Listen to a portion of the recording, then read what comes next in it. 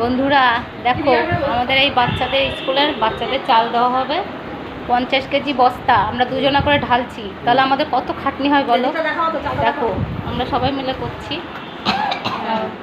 আমরা আসলাম দেখুন আমাদের চাল, এই যে চালের বস্তা এখন খুলছি। খিচুড়ি আর লঙ্কা বেরিয়ে গেল।